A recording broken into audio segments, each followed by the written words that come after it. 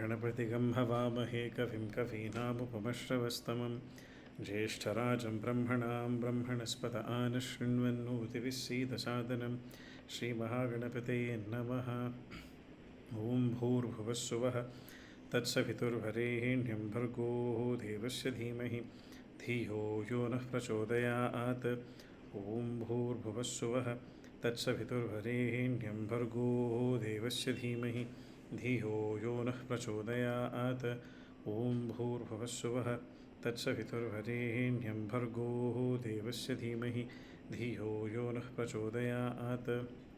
निःश्रेण्यो ब्रह्मलोकस्य वाग्देव्याः कर्णकुण्डले धर्मद्रुममहामूले वाल्मीकिव्यासयो कृति कूजन्तं राम रामेति मधुरं मधुराक्षरम् आरुह्य कविताशाखां वन्दे वाल्मीकिकोकिलं।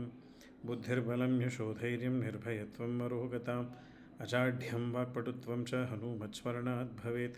श्रीराम राम रामेति रमे रामे मनोरमे सहस्रनाम तत्तुल्यं रामनामवरानने रामनामवरानन ॐ नम इति। नमस्ते ಎಲ್ಲರಿಗೂ. So we had stopped with ಒಂದು ನಿಮಿಷ ಎಲ್ಲ ಸ್ಕ್ರೀನ್ ಶೇರ್ ಮಾಡ್ತಾ ಇದ್ದೀನಿ, ಹೇಳಿ ಕಾಣಿಸುತ್ತಾ ಅಂತ. ಯಾ ಕಾಣಿಸ್ತಿದೆಯಾ ಸ್ಕ್ರೀನ್? ಹಾಂ, ಎಸ್. ಎರಡನೇ ಕಾಂಡ ಅಯೋಧ್ಯಾಕಾಂಡ ಚಾಪ್ಟರ್ 2 ಸರ್ಗ 12. ಓಕೆ. ಸೊ ಮಂಥರ ಕೈಕೇಯಿ ಮನಸ್ಸನ್ನು ಪಾಯ್ಸನ್ ಮಾಡಿ ಕೈಕೇಯಿ ದಶರಥನಿಗೂ ಹೇಳಿ ಅವನು ಮೂರ್ಛೆ ತಪ್ಪಿ ಬಿದ್ದು ಸುಮಾರು ಸಲ ಅಲ್ಲಿ ತನಕ ಬಂದಿದ್ದೀವಿ. So continuing from there. Ayodhyakanda chapter 2 sub chapter 12. Afflicted by sorrow on account of his son and bereft of his senses, he fell down on the ground and writhed there. Glancing towards the descendant of the Ikshvaku lineage, the wicked one said, "What is this wickedness you are displaying by lying down on the ground? Having heard my words, you gave me your pledge. You should remain within the sanctioned bounds. People who know about dharma say that truth is the supreme dharma. I have adhered to the truth and have urged you to follow dharma. O king, having given a pledge to hawk, King Shaibhya gave the bird. Having given a pledge to a hawk, King Shaibhya gave the bird a part of his own body and obtained a supreme end." Shaibhya, idalla, I forgot the name of that. ಅದು ನನಗೆ ಶಿಬಿ ಮಹರ್ಷಿ, ಶಿಬಿ ರಾಜನ್ನ ಅಲ್ಲ, ತೊಡೆಯಿಂದ ಒಂದು piece ಕೊಡ್ತಾನಲ್ಲ. ಹಾಂ, ಸಂಸ್ಕೃತ ಪಾಠದಲ್ಲಿದ್ದಿದ್ದೇನೆ ನನಗೆ. I think it second PUC line. Yeah. So King Shaibhya, he obtained a supreme end. So 45, King Shibi or Shaibhya granted protection to a dove that was being chased by a hawk. When the hawk asked for its natural prey, King Shibi sliced off an equivalent portion of flesh from his own body and offered it to the hawk. Yeah. Okay.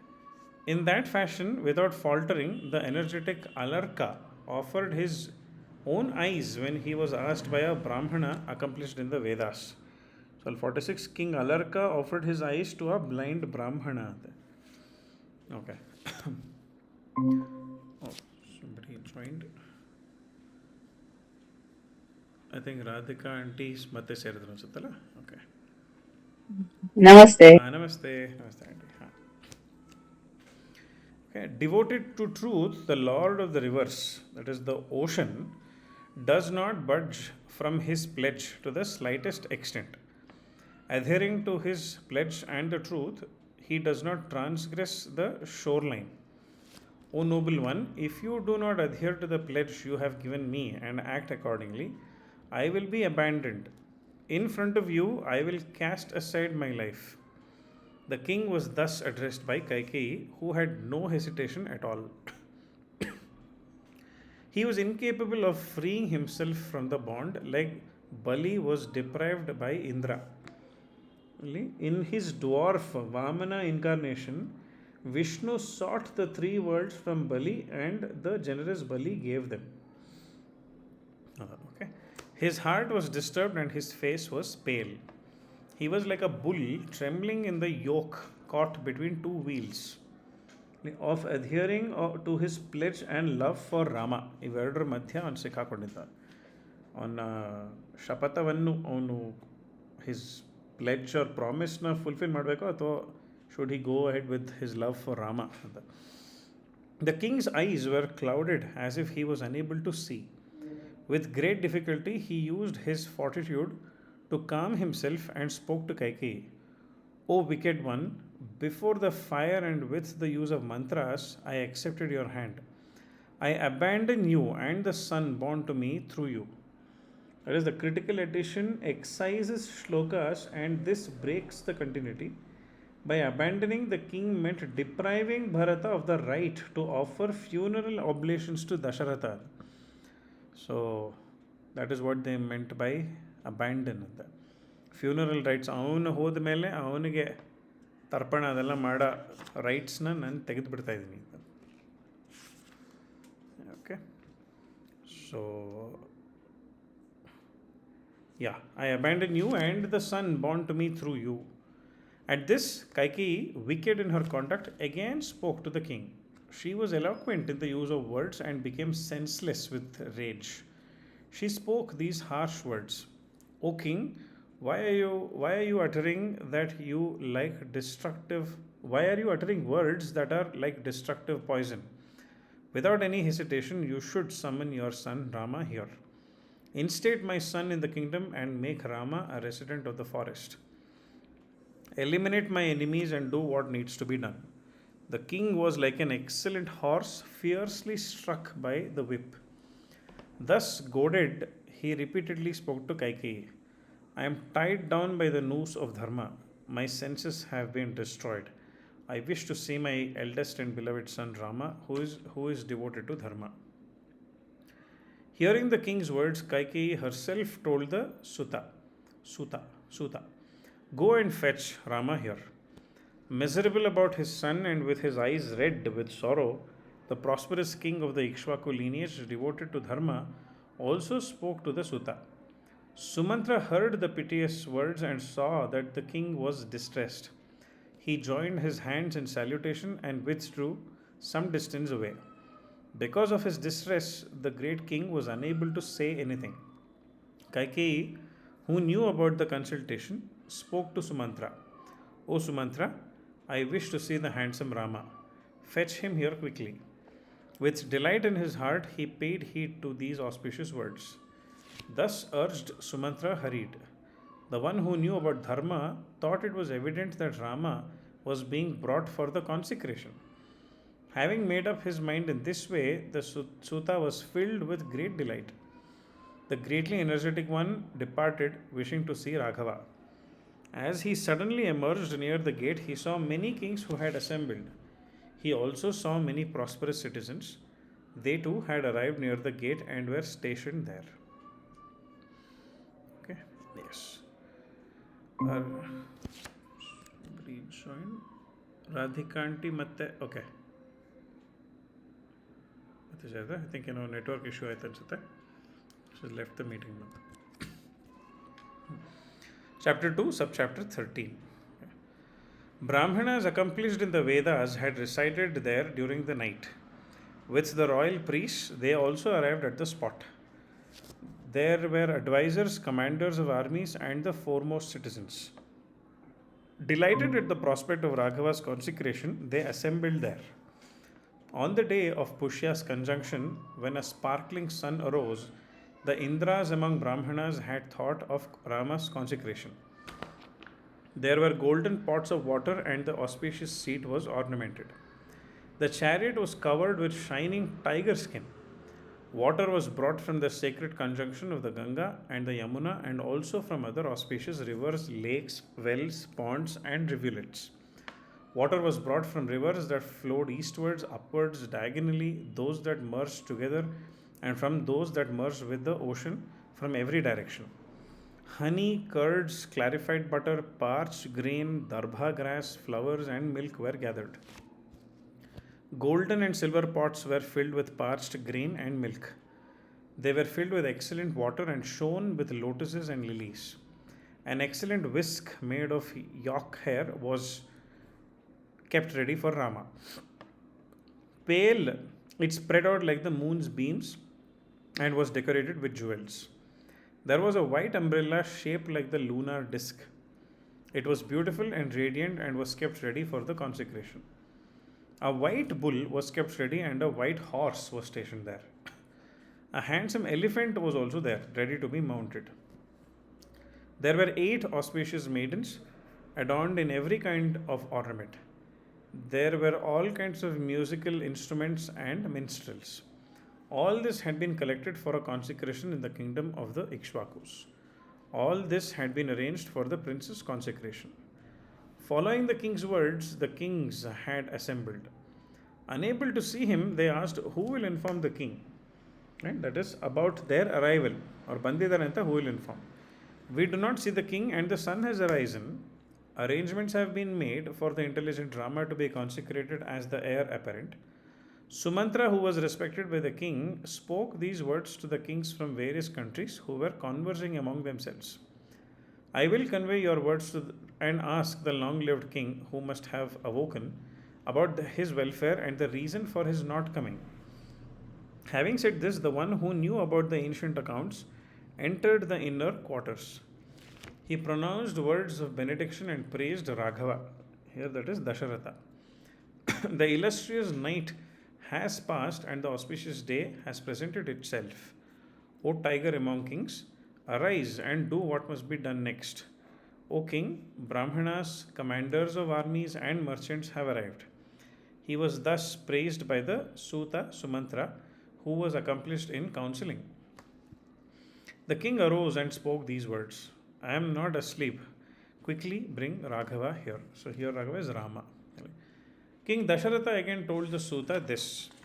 Hearing the king's words, he bowed his head down and honored him. Thinking about the great joy that would follow, he left the king's residence. Happy, he proceeded along the royal road that was decorated with flags and standards. Radhika aunty ಮತ್ತೆ join ಹತ್ರ ಏನೋ network issue ಆಗ್ತಿದೆಯಾ Radhika aunty ಅದಕ್ಕೆ disconnect ಆಗ್ತದೆ ಹೌದು okay okay ಹೌದು ತುಂಬಾ okay disconnect ಆಗ್ತಾ ಓಕೆ ಇದೆ. Okay no problem sure okay so yeah hearing the king's words he bowed his head down and honored him. Thinking about the great joy that would follow, he left the king's residence. Happy, he proceeded along the royal road that was decorated with flags and standards. The Suta heard words being spoken about Rama's consecration. Sumantra saw Rama's beautiful residence, which was as radiant as Kailasa and as resplendent as Shakra's residence. There were large doors, and it was adorned with hundreds of balconies. The top was golden, and the gates were decorated with jewels and coral. It was as radiant as autumn clouds and was like a cave in Meru. That gigantic palace was decorated with the best of wreaths and garlands. While the assembled men and the assembled kings looked on, the charioteer advanced on a chariot yoked to horses. Having reached the extremely expensive and extremely large residence, the charioteer was delighted and his body hair stood up. That excellent residence was like the summit of a mountain, like an immobile cloud and like a large vimana. With no one barring the way, the charioteer entered like a makara. 54 is a mythical aquatic creature which can be loosely translated as shark or crocodile. Makara Rashi ಅಂತ ಹೇಳ್ಬೇಕು. Okay. Like a makara entering an ocean filled with a large number of jewels. Okay. Chapter 2, Sarga 14, subchapter 14. Passing through that crowd of people, he approached the door to the inner quarters. The one who knew about the ancient accounts entered the chamber. There were young guards with polished earrings, wielding shining spears and bows, devoted, attentive, and not distracted in their duties. There were aged and ornamented ones, dressed in ochre garments and holding canes. He saw these self controlled supervisors stationed there at the doors. Excuse excuse me. They were engaged in doing what brought Rama pleasure and saw him arrive. He said, "Go and quickly tell Rama and his wife that the Suta wishes to enter to convey his father's command." Wishing to bring him pleasure, Raghava instructed that he should be brought in. Seated on an ornament seat, he, that is Rama, looked like Vaishravana, 56, that is Kubera. Kuberantara Kanchadanta. The Suta saw him on that golden couch covered with an excellent spread. The scorcher of enemies was smeared with sacred and fragrant sandalwood paste that had the complexion of the blood of a boar. With a whisk made of yak hair in her hand, Sita stood by his side. He was like the moon with Chitra Nakshatra by the side. Blazing in his own energy, he seemed to scorch like the sun. The minstrel was accomplished in humility. Humbly, he worshipped the granter of boons. Joining his hands in salutation, he asked about the welfare of the one who was reclining on the couch. Sumantra, who was respected by the king, spoke these words to the prince. O prince, O Kausalya's excellent son, your father and Queen Kaikeyi wish to see you. Go there quickly. Okay. Thus addressed, the immensely radiant lion among men was delighted. Honoring him, he spoke to Sita. O queen, the king and the queen have summoned me to their presence. They have certainly thought of something connected with the consecration. It is evident that the extremely generous one with the maddening eyes, that is a reference to Kaikeyi, must intend to do something for me and has accordingly urged the king. A messenger befitting the assembly there has arrived. It is certain that the king will anoint me as the heir apparent today. I must quickly leave this place and go and see the king. You stay happily in this household and find your pleasure. The black eyed Sita honored her husband. Thinking of auspicious things, she followed him out to the door. He greeted all those who had assembled there and ascended the supreme chariot, which was like a fire. Its radiance was gold and it stole the eyes. Supreme horses that were like baby elephants were yoked to it. It was as swift as the thousand-eyed Indra's chariot, yoked to tawny horses. Raghava, blazing in his prosperity, departed swiftly. Its clatter was like the roaring of clouds in the sky. As it emerged from the residence, its beauty was like that of the moon emerging from clouds. Raghava's younger brother Lakshmana ascended the chariot at the rear. He held a whisk and an umbrella in his hands and protected his brother. As the crowds of people emerged in every direction, a tumultuous roar arose. Raghava heard the conversation of the people who had assembled there. All the citizens of the city cheerfully spoke many things about his own prospective rule. Through the king's favors, Raghava is advancing towards great prosperity today. He will make all our dreams of prosperity come true once he becomes our ruler. If he rules over this kingdom for a long time, the people will have everything to gain. He proceeded amidst the noise created by the horses and elephants. Sutas and Magadhas pronounced benedictions ahead of him. The best of musicians praised his greatness and he proceeded like Vaishravana. The squares were full of large crowds of people and female elephants, male elephants, chariots, and horses. There were shops with a lot of jewels and many commodities. As he went along, Rama saw the beautiful and large road. Okay. Chapter 2, subchapter 15.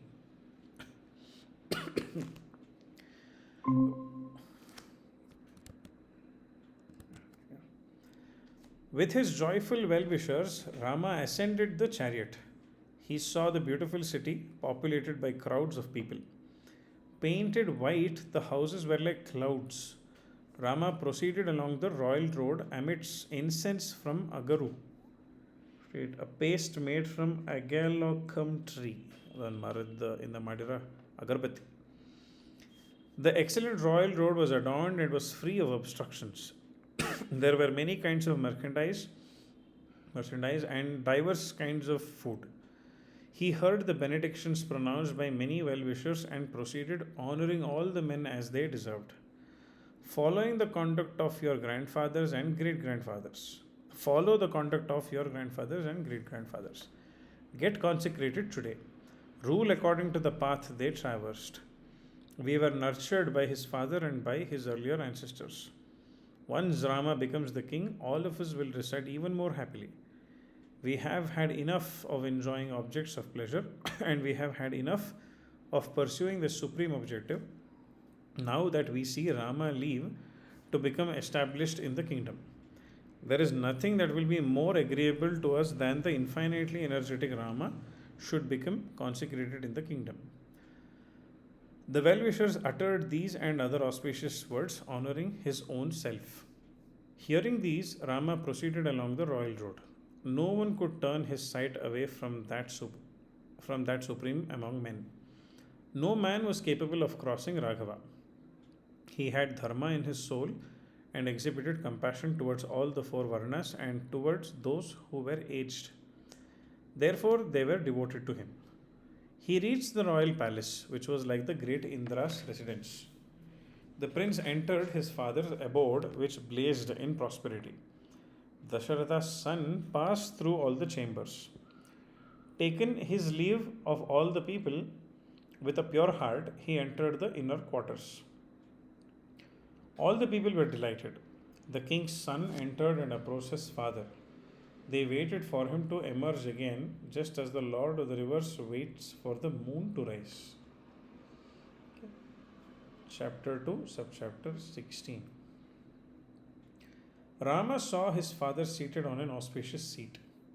His face was distressed. He was with Kaikeyi, who was tending to him. Humbly, he first worshipped at his father's feet. Extremely controlled, he next worshipped at Kaikeyi's feet. With tears in his eyes, the miserable king only uttered the word Rama. He was incapable of glancing at him or saying anything more. He had never seen such a fearful form of the king earlier. Therefore, Rama, who was overcome with fear, like when one touches a snake with one's feet. The great king sighed, his senses miserable. He was afflicted by sorrow and torment. His mind was disturbed and grief stricken. He was like an ocean that cannot be agitated, turbulent because of a garland of waves. He was like the sun during an eclipse or like a rishi who has uttered a lie. On seeing the unthinkable, his father enveloped in sorrow, he was also agitated. He was also agitated like this ocean on the day of the full moon. Engaged in ensuring the welfare of his father, Rama began to think, why has the king not greeted me back today? At other times, even when he is enraged, my father is pacified on seeing me. However, today he seems exhausted on seeing me. Rama became miserable and afflicted by sorrow. Greeting Kaikeyi, Rama spoke these words: have I ignorantly committed a crime that my father is angry with me? Tell me and pacify him. His face is distressed and he is miserable. He is not speaking to me. Is something troubling him physically or mentally, making him suffer? It is rare to be happy always. Has something happened to Prince Bharata, handsome to behold, or the great spirited Shatrughna? Has something inauspicious befallen my mothers? If the king is angry, I do not wish to remain alive even for an instant, causing dissatisfaction to the great king and not following my father's words. A great souled man perceives him, that is the father. A great souled man perceives his father as a divinity from whom he himself has emerged. That being evident, how can one act otherwise? I trust that in your rage you have not uttered any harsh words, as a result of which my father has been slighted and his mind is disturbed. O Queen, I am asking you, tell me the truth. Why is the Lord of men suffering from an affliction that has not happened earlier? If the king's words led to that, I will leap into the fire. I will consume fierce poison or submerge myself in the ocean. The king is engaged in my welfare and I am devoted to my preceptor, my father. O Queen, therefore, Tell me the king's words and what he desires. I promise to do that. Rama does not speak in two contrary ways. He was truthful in speech and upright. The ignoble Kaikeyi spoke these extremely terrible words to Rama. O Raghava, earlier in a battle between the gods and the asuras, your father was hurt by darts. When I protected him in that great battle, he granted me two boons.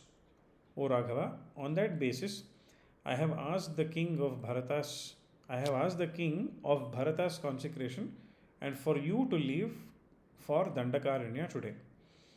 O best among men, if you desire that you and your father should stick to the pledge of truth, then hear my words. Adhere to your father's instructions and to what he has pledged. You must go to the forest for 14 years. You will have to reside in Dandakaranya for 14 years. You will have to forget about the consecration and wear bark and rags. Bharata will rule this earth, full of many jewels and with horses, chariots, and elephants from the city of Kosala, meaning the capital of Kosala, Ayodhya. Okay. Rama, the slayer of enemies, heard these disagreeable words which were like death. However, he was not distressed and spoke to Kaikeyi. It shall be that way. I shall depart from this residence to there, the forest. To ensure that the king's pledge is satisfied, I will wear bark and rags. But I wish to know why the invincible and great king, the scorcher of enemies, is unhappy with me. O queen, you should not be angry. You should be extremely happy. In front of you, I am telling you that I will go to the forest in bark and rags. I am grateful to the king. How can I not be engaged in the welfare of my preceptor, my father? Engaged by him, I will faithfully do what is agreeable to him. But something unpleasant is tormenting my mind and heart. Why has the king not told me about Bharata's consecration himself? Without being urged, I would have cheerfully given my brother Bharata, Sita, the kingdom, and desired riches and even my own life. To ensure what brings you pleasure and to accomplish the pledge, why did my father, Indra among men, not urge me himself? Therefore, you should comfort him. Why is the Lord of the earth sprinkling the earth with tears from his eyes and releasing these inauspicious tears? On the instructions of the king, let messengers on fleet footed steeds go to Bharata's maternal uncle's household and fetch him here. I will hasten to leave for Dandakaranya, unthinkingly following my father's words. I will reside there for 14 years. On hearing Rama's words, Kaikeyi was delighted. Believing them, she asked Raghava to hurry about his departure. Let it be that way. Let messengers on fleet footed steeds leave for Bharata's maternal uncle's house and let those men bring him back. Since you are so anxious, I think it is inappropriate that you should tarry. O Rama, therefore, you should quickly leave for the forest. It is because of his shame that the king is not addressing you himself. O best among men, this rage is nothing and it will pass. O Rama, until you leave for the forest and depart from this city, you father, okay, it has to be your father will not bathe or eat anything. Yeah, the king was overcome by sorrow. He cried, shame, and sighed. Losing his senses, he fell down on the golden couch. Urged by Kaikeyi, Rama raised the king. Like a horse goaded by a whip, he hastened to leave for the forest. Those words were terrible, disagreeable, and ignoble. Having heard them, devoid of distress, Rama addressed Kaikeyi in these words: O queen, I am not attached to Artha. I am not interested in the ways of the world. Know me to be the equal of a rishi, only interested in being established in Dharma. I will do whatever I am capable of doing to ensure pleasure, even if it amounts to giving up my own life. There is nothing greater than acting in accordance with Dharma in the form of serving one's father or complying with his words. Even though he has not told me, I will follow your words and dwell alone in the forest for 14 years. O Kaikeyi, since you have told the king and not me, that is about Kaikeyi's wishes, it is evident that you suspect my qualities and take me to be inferior to my lord. After taking my mother's leave and persuading Sita, today itself I will leave for the great forest of Dandaka. Bharata will rule the kingdom and tend to our father. This is eternal dharma and it is your task to ensure this. On hearing Rama's words, his father was struck with extreme grief. In a voice that choked with tears, he wept loudly. Rama worshipped at the feet of his unconscious father. The immensely radiant one also fell down at the feet of the ignoble Kaikeyi. Rama circumambulated his father and Kaikeyi. He emerged from the inner quarters and saw the well-wishers. Lakshmana, the extender of Sumitra's delight, was extremely angry. With eyes full of tears, he followed at the rear. Rama circumambulated the vessel meant for the consecration. Glancing here and there, but without being disturbed, he slowly left.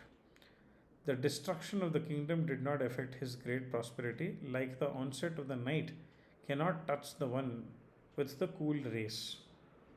That is the moon.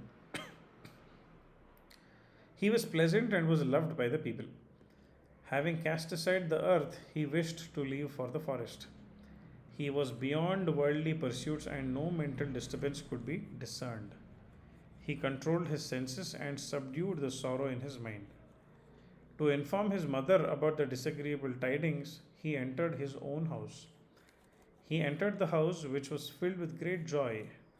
On seeing them, he did not tell them about the calamity that had struck.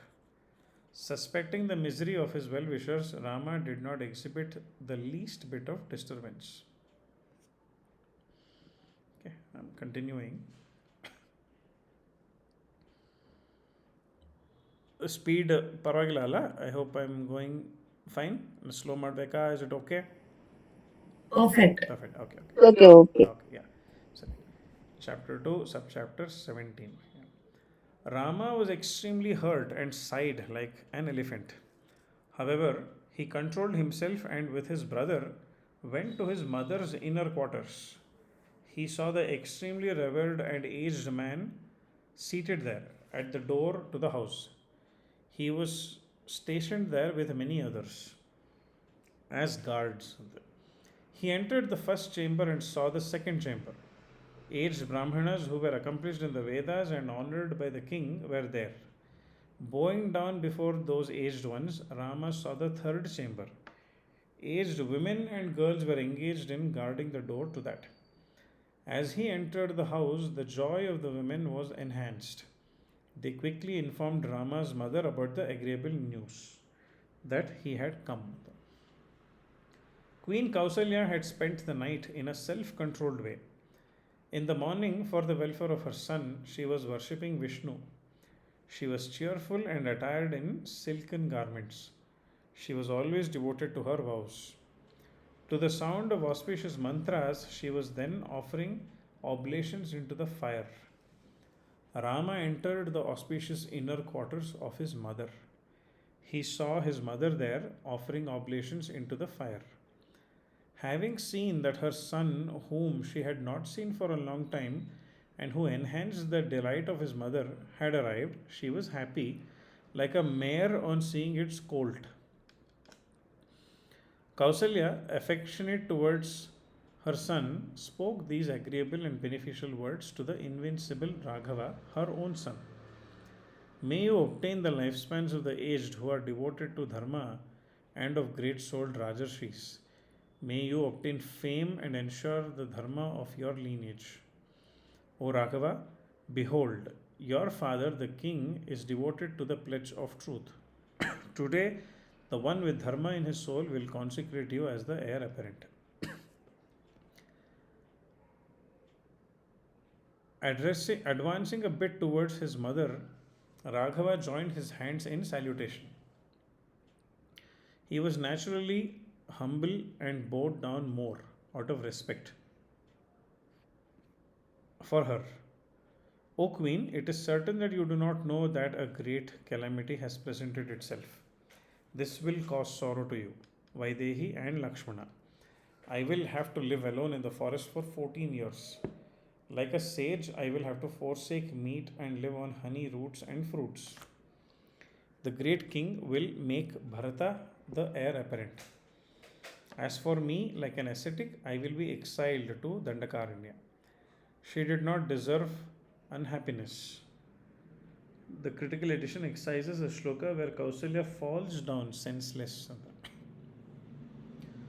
On seeing that his mother had fallen down like a plantain tree and was unconscious, Rama raised her. He raised the distressed one who had fallen down like an overburdened horse. Her limbs were covered with dust. He touched her with his hands. Rama seated the one who was afflicted by grief, though she deserved happiness. While Lakshmana heard, she addressed the tiger among men, O Raghava, had I not had a son, I would not have been this miserable. My sorrow is greater since I see that I will now be without a son. Had I been barren, I would have had only one sorrow in my mind. O son, there would have been no torment but for the fact that I don't have a son. While my husband possessed his manliness, I did not experience any benefit or happiness earlier. O Rama, all my hopes were vested in my son. I have heard many disagreeable words that shatter the heart. Though I am superior to them, I have heard them from my inferior co-wives. What can bring greater grief to a woman than that? Despite you being near me, I have been slighted in this fashion. O son, on top of that, when you leave, it is certain that death is better for me. When they see Kaikeyi's son, people who serve me and follow me now will no longer speak to me. O Raghava, 17 years have passed since your birth. That time has elapsed when I have expectantly waited for my sorrows to be over. I have observed many fasts and exhausting yogas. In vain have I nurtured you in my misery. My sorrows are insurmountable. Since my heart has not been since my heart has not been shattered like the banks of a new river overflowing with new water during the monsoon, I think that it is still. It is certain that there is no death for me. Yama's abode has no space for me. The destroyer, that is Yama, doesn't want to carry me off either, like a weeping deer carried by a lion. Since my still heart is not pierced and shattered, it is certainly made of iron. This sorrow is ingrained in my body, and it is certain that I will not die before my time. Because of this sorrow, my vows, donations, and control have clearly been futile. For the sake of offspring, I tormented myself through austerities. That too has been futile, like seeds sown in barren soil. I am afflicted by great distress. Without you, I will be like a cow without its calf. Had one been able to obtain an untimely death through one's own wishes, I would have departed now and obtained the world hereafter. She was extremely unhappy and angry. As Raghava looked on, she lamented a lot. Amidst that great hardship, she spoke in this way to her son, like a Kinnara lady who had been tied. Okay, Chapter 12, subchapter 18. Kausalya, Rama's mother, was lamenting. Distressed, Lakshmana addressed her in words that were appropriate for the occasion. O noble lady, the prospect of Raghava abandoning the prosperous kingdom and going to the forest because one is succumbing to the words of a woman does not appeal to me. The aged king acts in a contrary way because he has been goaded by sensual pleasures. What can one say to a person excited by Manmatha? I do not see any taint in Raghava or any sin that he has committed that he should be exiled from the kingdom to the forest. In this world, I have not seen any man, whether he is an enemy or whether he has been banished, who points out any sin in him. He is like a god, upright, controlled, and kind towards enemies. Looking towards Dharma, who can unnecessarily cast aside such a son? The words of the king suggest that he has again become a child. Remembering the conduct of kings, how can one's heart act in such a way towards a son? Before any other man gets to know about what has happened, with my help, make this kingdom your own. Okay? This is addressed to Rama. Okay. O Raghava, with a bow, I will protect you at your side, stationed like Yama. Who is capable of surpassing me? O bull among men, if anyone acts disagreeably against you, I will use sharp arrows to make Ayodhya devoid of all its men who are on Bharata's side and those who wish him well. I will slay all of them. It is indeed the mild who get vanquished. O subjugator of enemies, exhibiting great enmity towards you and me, who has the strength to give Bharata the prosperity? O Queen, in truth, my sentiments are devoted to my brother. I truthfully pledge this on my bow and on whatever I have donated at sacrifices.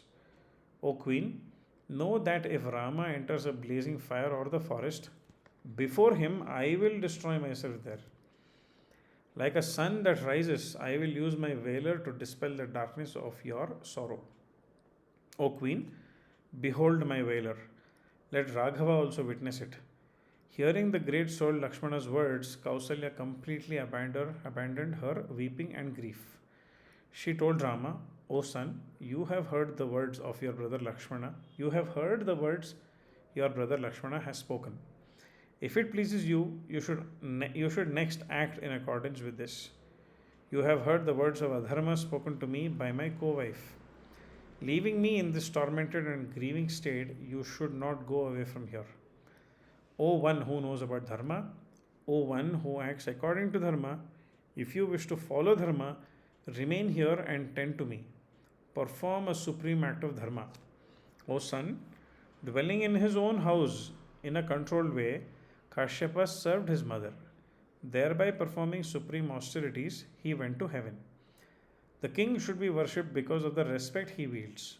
But I am also like that. I am also like that. I am not giving you permission. You should not go to the forest. Separated from you, what will I do with my life or with happiness? It is better for me to be with you, even if I have to survive on grass. I am afflicted by misery. If you abandon me and go to the forest without eating, I will give up my life. I will be incapable of remaining alive. I will then myself obtain the hell that is famous in the worlds, like the one obtained by the ocean, the lord of the rivers, on killing a Brahmana. 68. 68 footnote says suicide is a crime. The Brahmana in question is Vritra. Indra acquired a sin from killing a Brahmana, and part of that sin was distributed to the ocean. The remainder was distributed among the earth, trees, and women. Oh, okay. Interesting ಪುರಾಣ ಏನೋ ಕೇಳಿದ್ದೀರಾ ಇದ್ರ ಬಗ್ಗೆ ಇಂದಮ್ಮ ಏನಾದರೂ ವೃತ್ರಾಸುರನ ಕೊಂದಿದ್ದು ಇಂದ್ರ. ಅದೇ ಬ್ರಹ್ಮ ಹತ್ಯೆ ಆಯ್ತು ಅಂತ ಅವನಿಗೆ ಶಾಪ. ಓಕೆ. ಅದನ್ನ ಎಲ್ಲರಿಗೂ ಹಂಚಿ ಕೊಡುವಂತದ್ದೇನೋ ಡೀಟೇಲ್ ಗೊತ್ತಿಲ್ಲ. I search. Sure. That sin was distributed to the ocean and the remainder was distributed among the earth, trees and women ಅಂತ. So what is it that Sure. Distressed, his mother Kausalya lamented in this way. With dharma in his soul, Rama addressed her in words that were in conformity with dharma. I do not possess the strength to act contrary to my father's words. I bow down my head and seek your favors. I wish to go to the forest. The learned Rishi Kandu knew about dharma and followed his vows. Even then, obeying his father's words, he killed a cow. Earlier in our lineage, following their father Sagara's instructions, his son dug up the earth and faced a great destruction. In the forest, Rama, that is Parashurama, Jamadagni's son, acted in accordance with his father's words and used his battle axe to kill his mother Renuka. Indeed, I am not the only one who is acting in accordance with his father's command. I am only following the path that has been agreed upon earlier. That is the way I must act. There is no other mode on earth. There is no ill fame from acting in accordance with a father's words. Having spoken to his mother in this way, he next addressed Lakshmana.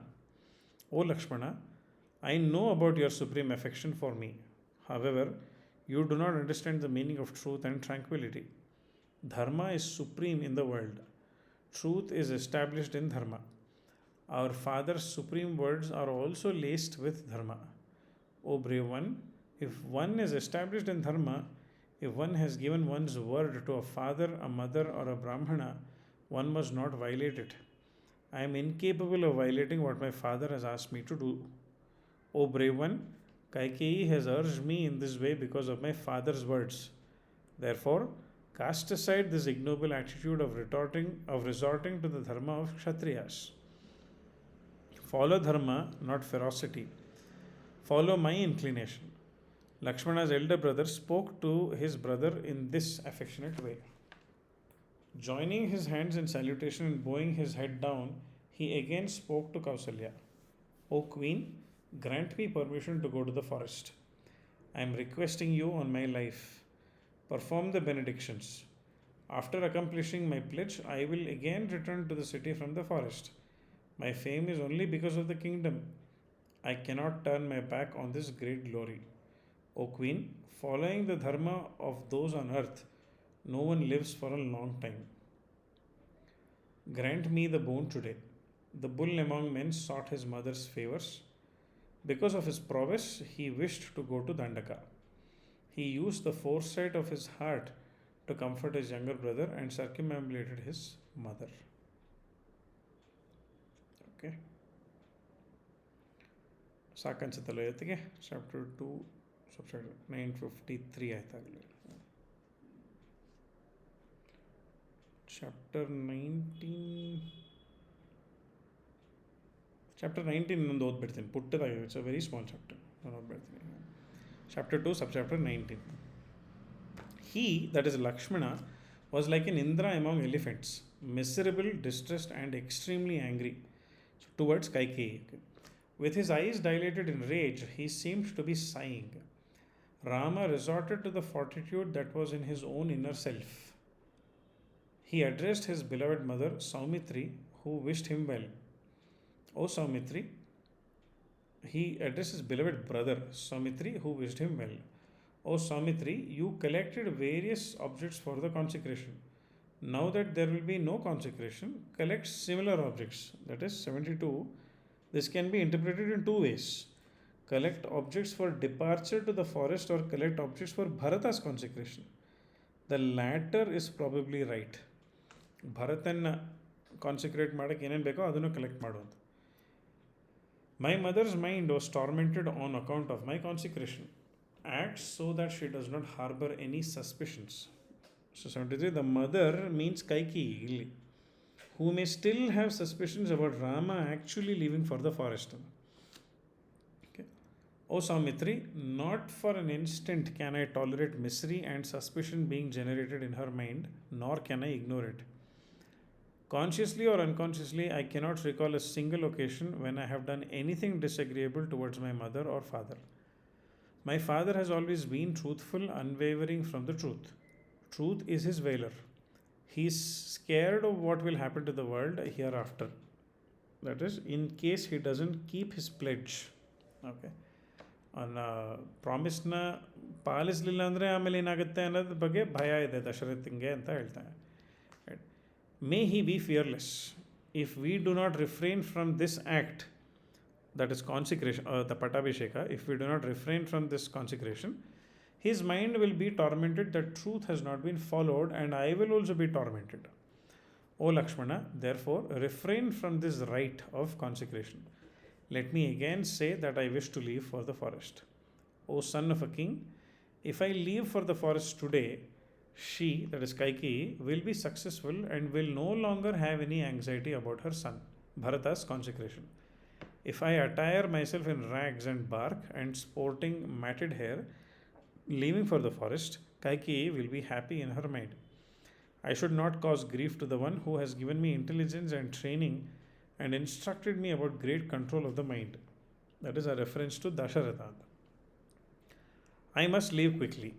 O Saumitri, It remains to be seen whether Yama will grant me the kingdom once I return from my exile.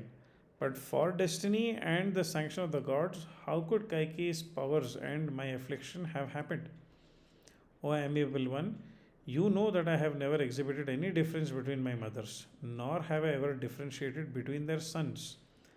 However, to prevent my consecration and ensure my exile, she has used wicked words and fierce speech. This couldn't have occurred without the sanction of the gods. That lady is a princess and possesses the requisite qualities.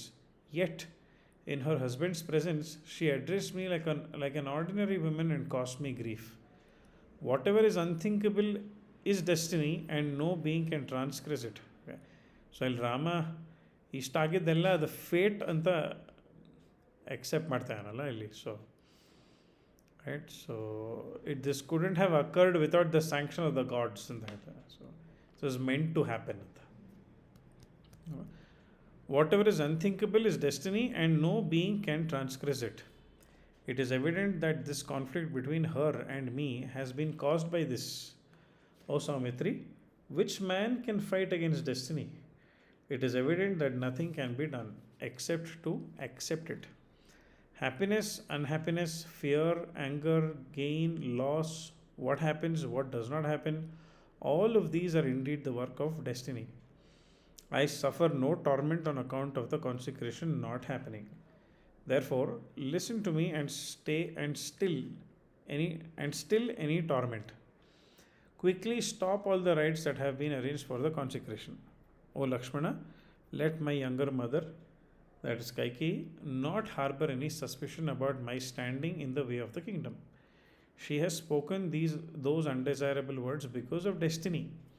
You know the power of destiny. Okay. Yes, chapter 1, subchapter 19 ಅಲ್ಲಿ ನಿಲ್ಲಿಸಿದ್ದೀವಿ. We'll continue from chapter 2, subchapter 20. Okay. Yes, so ಶಾಂತಿ ಮಂತ್ರ ಹೇಳ್ಬಿಡ್ತೀನಿ.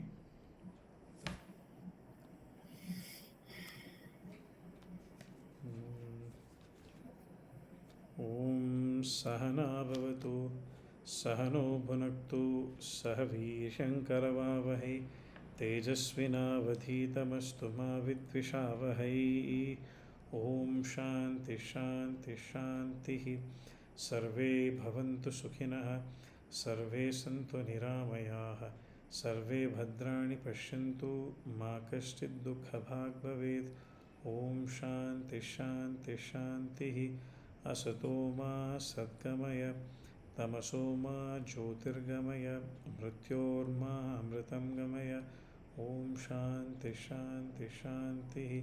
लोकाः समस्ताः सुखिनो भवन्तु, लोकाः समस्ताः सुखिनो भवन्तु, लोकाः समस्ताः सुखिनो भवन्तु. हरिः ॐ श्री गुरुभ्यो नमः. हरिः ॐ. Thank you. Namaste. Elrigunu. Next Thank Thursday. you. Yeah. Yes, Thank yes. you. See you. Bye Next bye. week, Namanel class. Yes. We'll be there. Yeah. Okay. Bye bye. See you. Okay, Good night. bye, Good bye. night. Good night. Good night, good night. Thank